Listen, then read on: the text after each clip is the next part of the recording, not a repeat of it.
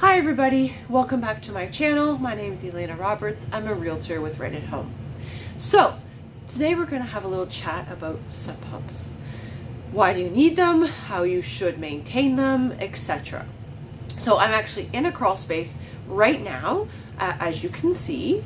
So please keep that in mind, and I think you're going to be able to hear the furnace, the air conditioning's on. So this house is actually in town, and a lot of people assume that you only need a sump pump when you live in a rural location, or maybe in a cottage type location by the water.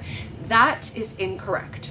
This is where it's really important that you use a local realtor that's knowledgeable. So in each town, in each area, everything's different. Up here in Brock and a little bit Georgina, we have a lot of water underground.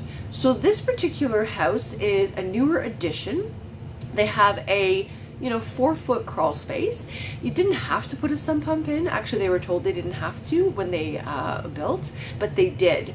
Now, it's a great thing that they did because it backs onto a farmer's field and it slopes down. So they would have flooding if they didn't have it. And in fact, this sump pump works. So it was about 5 years old and they had to replace it because it just went. They usually last, they say, about 7 years, but this one actually does more work than some because they do have water. So if they didn't have the sump pump, they would have water in their basement. They use this crawl space for storage, so it's key that it stays dry. So here's the sump pump right here. This one is a newer one, and it has an alarm on it actually, so that if something goes wrong with it, it beeps. Obviously, if you're not home, that's a problem, but it does have a beep on it. So what I would suggest is, depending on the location you're moving to, check the area, see what the ground is like around, how's the grading to the house. Does it slope into the house or away from the house? You want to make sure your grading slopes away from the house because you don't want any water building up. You also want to make sure you have eaves troughs and those go away from the house, so they're taking the water away. Even if you do have all those things, you may just be in an area where there is water. Right now, in this month of July, it's about July 16th, we've had more rainfall than we've had, I think they said, in previous years, the whole month of July. And for some reason, we're getting these storms where all of a sudden it's raining and it's heavy, it's pouring for 20 minutes. So the water is heavy. And I know there's many places, especially in Jackson's Point, Pefferlaw, Sutton, they're flooding. The basements are flooding because they just don't have a way to get the water away from the basement and out of the house. So this is where your sump pump comes into play. So that being said, as I said, they usually last about 7 years.